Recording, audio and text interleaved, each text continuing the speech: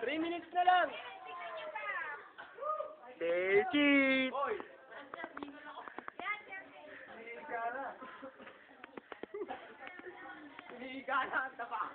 Mga kapuso, isang bihik nagpilit mag-jogging. Excuse me po.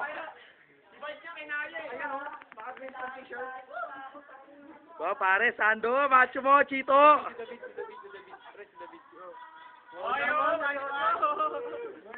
Pang-Olympic.